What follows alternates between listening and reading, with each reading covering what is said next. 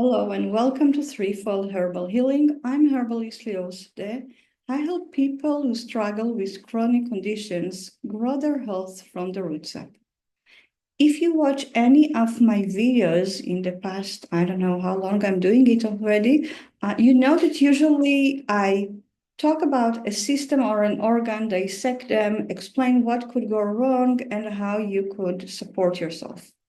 This month is a special month.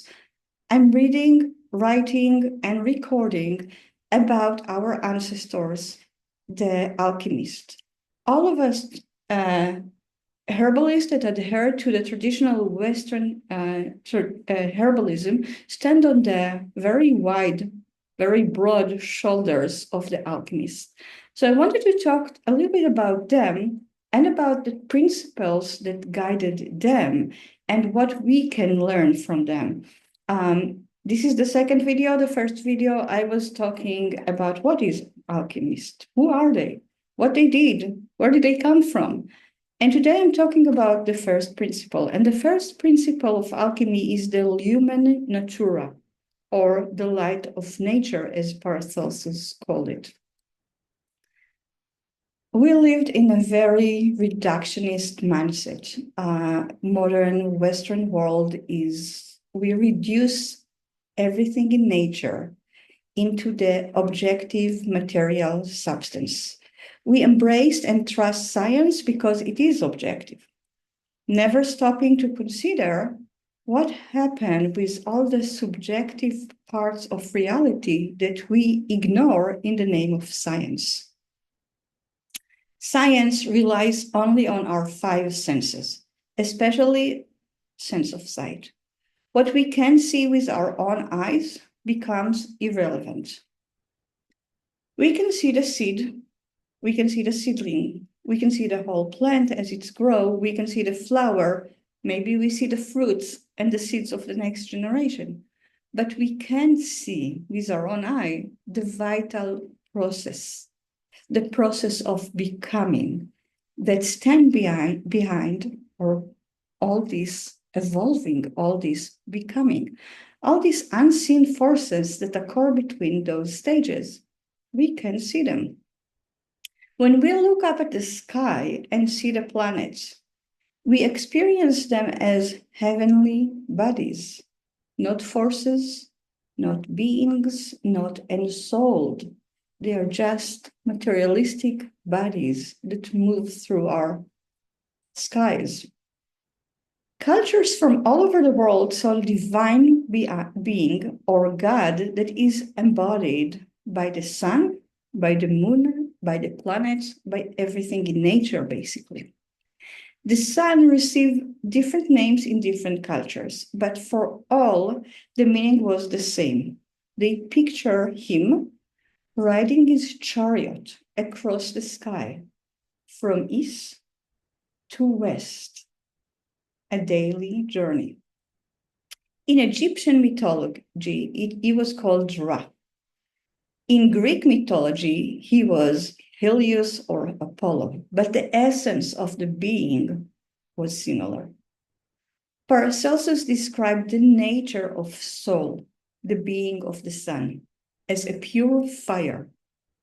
It does not dissolve in the fire or it does not evaporate, but it becomes clearer, it becomes purer and more beautiful. The fire transmutes matter. It transmutes water from ice to water to gas. And it also transmutes the soul when it burns the ego and we evolve as human beings. So the fire was very important force in the practice of the alchemist. If we go back to the Bible and the creation of the elements, the first day of creation is the creation of light. And God said, "Let it be light." And there was light. In the beginning, primal matter consisted of all the colors mingled together, bright and beautiful. From those primal matter, the four elements were separated. The first element to be separated was the element of air, followed by the element of fire. The separation of air and fire created the white brightness, the sun, and the red fire. The red fire immediately shattered into small pieces, creating the moon and all the other stars. Through the power of the suns, the rhyme of earths are created. The movement of the earth around the sun creates the four seasons, the life cycle of plants, the migration of birds, and the development of human consciousness. That light divided itself and imbued everything throughout nature. It's like a kaleidoscope. The light expresses itself in many forms and in many colors. But essentially, all those many are the one. The light radiated from the center of the world and imbued all of nature with intelligence, consciousness, and wisdom.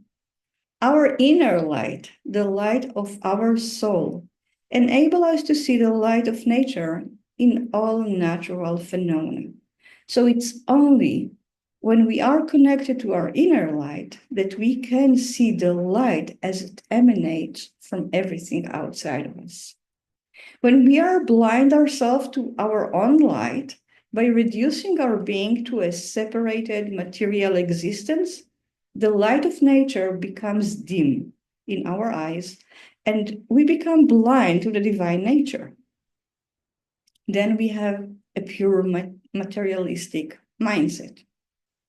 Plants learned how to harness light to produce sugar through a miracle that we call photosynthesis. They transform non-matter, spirit, light into a material substance. What a miracle is that?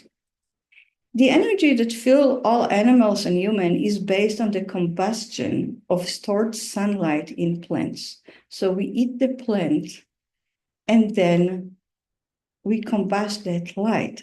Our body energy is obtained by breaking down the phosphate bond between adenosine triphosphate, ATP, breaking down ATP molecule in order to release the energy. In this process, a small particle of light called biophoton is released. So as you can imagine, in every given moment, in every cell of your body, you're breaking down ATP because all the cells need energy to function. And every time you are breaking ATP, those sparks of lights are lighted in your cells. So basically you have all firework show happening in your body any given moment. This is truly a beautiful way to think about your body. While the light of nature cannot be directly perceived, we can see it influence in many places in nature, including our body. You have energy. You don't see all those sparkles of lights happening in every cell, but what you see is the energy. And you see it in plants. You see how they grow from a seedling to a full tree. You see how light affects animals, plants, and us humans.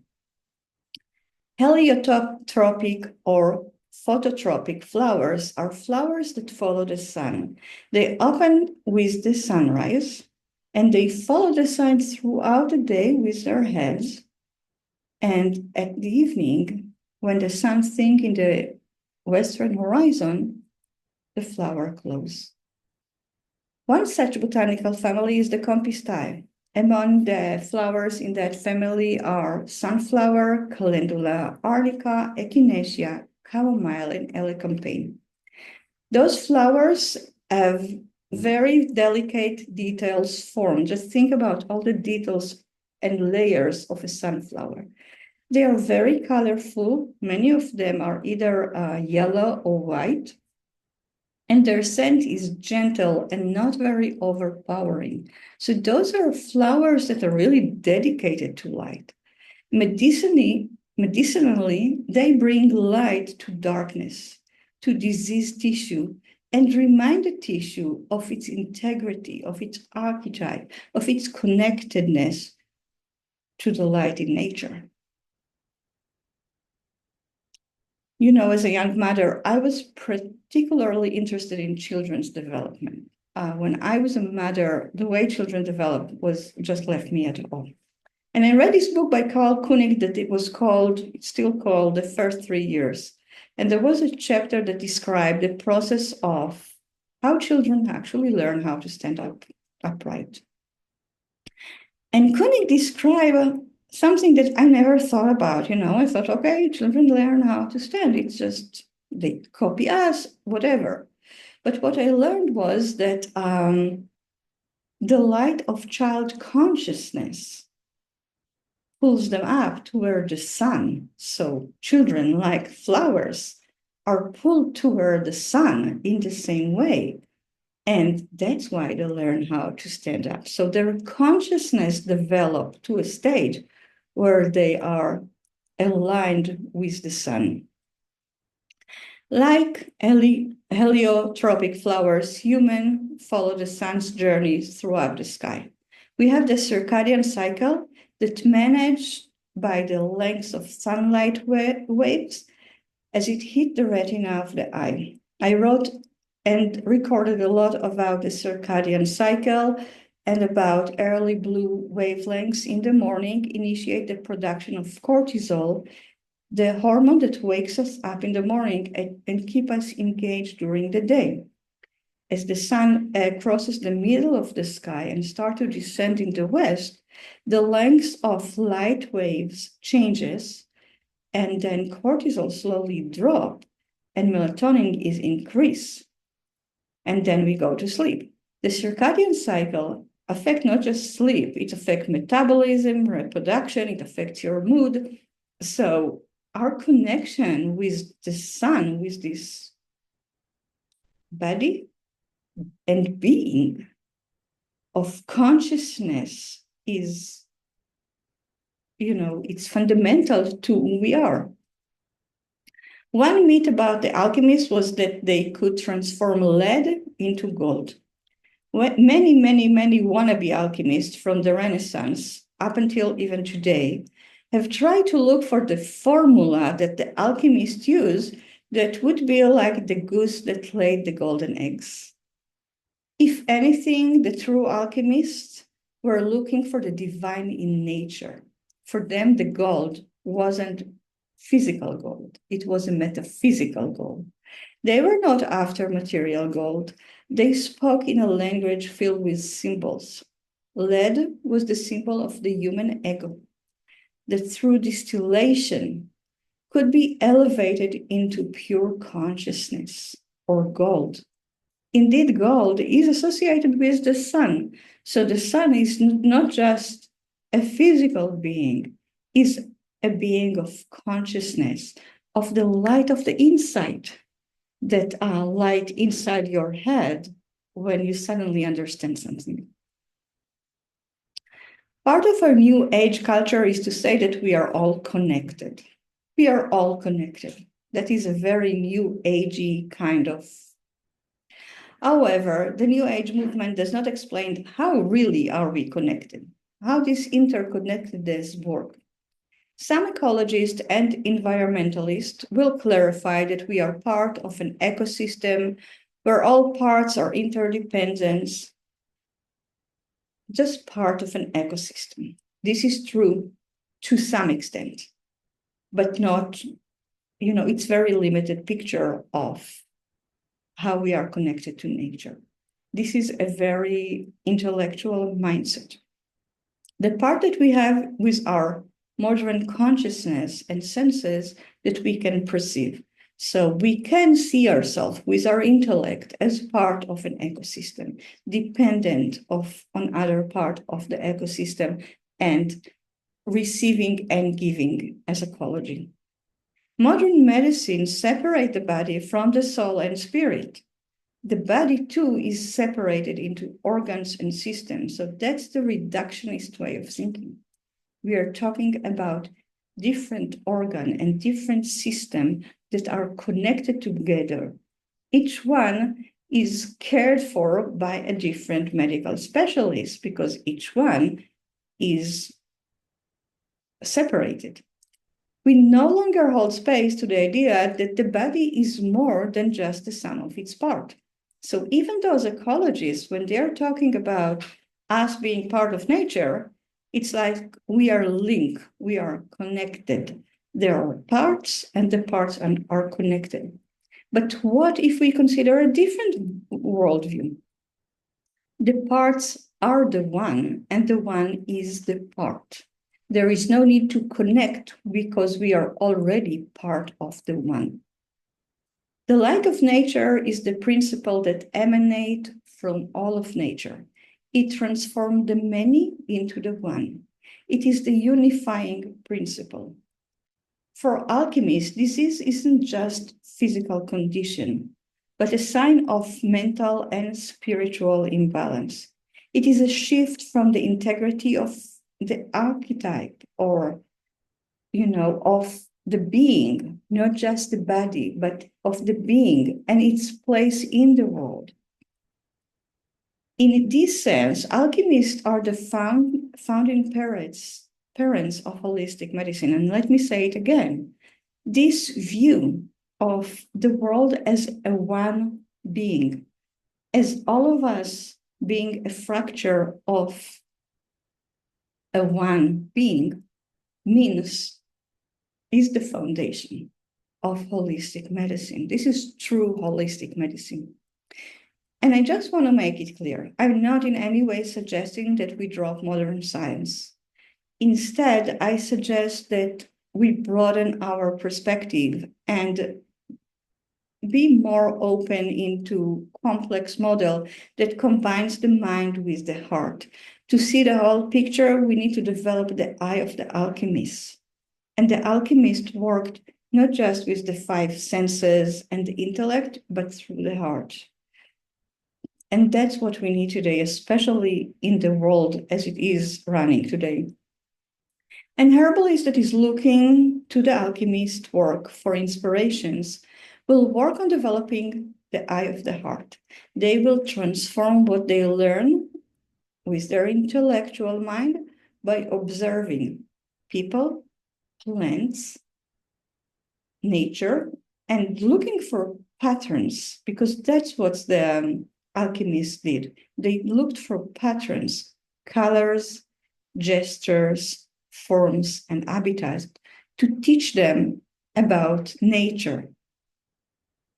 By letting observation guide them toward the wisdom of the heart. So it's not us controlling nature, it's not us connecting with nature, it's us being part of nature. The many is the one. I love this topic. I have to say, it's one of my favorite topics. I am so inspired by it. I try to carry it as much as I can in my heart. Thank you so much for taking the time to listen to me. I would love to hear back from you. Let me know what you think. It's a complicated topic. The comments is open for you. Also ask questions or contact me. I would love that. Have a nice week. Bye.